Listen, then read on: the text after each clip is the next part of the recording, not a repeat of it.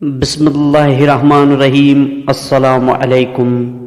جو انسان گمراہوں کے ساتھ ہوا وہ کمی میں مبتلا ہوا اور اس کی عقل ماری گئی۔ جو نیند عقل مندی سے ہے وہ بیداری ہے، اس بیداری پر افسوس ہے جو نادان کے ساتھ بیٹھا۔ لوہے کا آئینہ جسموں کے لیے ہے، جان کے چہرے کا آئینہ بہت قیمتی ہے۔ جان کا آئینہ یار کے چہرے کے علاوہ نہیں ہے۔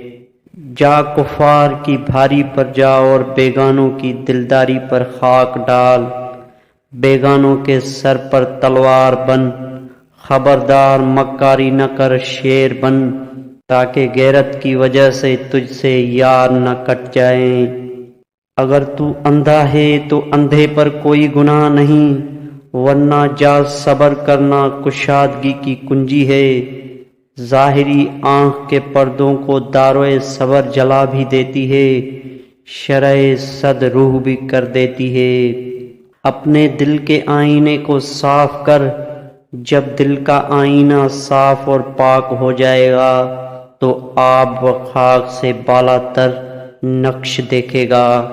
نقش بھی دیکھ لے گا اور نقاش کو بھی دیکھ لے گا، دولت کے فرش کو بھی اور نیز فرش کرنے والے کو۔ خبردار، شیطان تجھے جانے بدر کہے گا تاکہ لعین شیطان تجھے فریب میں پھنسا سکے۔ یاد رکھ، شیطان نے تیرے ابا جان یعنی حضرت آدم علیہ السلام سے ایسے ہی مکاری کی۔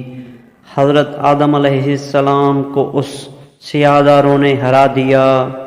یہ کوا یعنی شیطان شطرنج پر چست ہو کر بیٹھا ہے، تو بازی کو اونگتی آنکھ سے نہ دیکھ، اس لیے کہ وہ فرزین کے بہت سے گھیراؤ جانتا ہے تاکہ تیرے گلے میں تنکے کی طرح پھنس جائے۔ اس شیطان کا تنکا گلے میں سال ہار رہتا ہے۔ وہ تنکا کیا ہے؟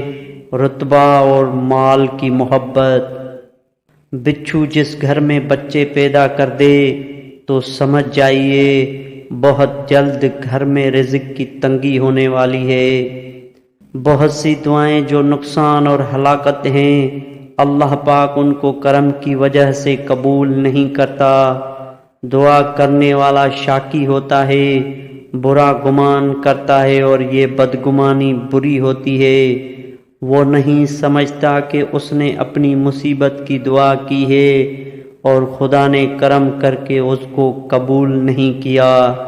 دوستو، ویڈیو اچھی لگے تو لائک شیئر ضرور کر دیجیے گا۔ اللہ حافظ۔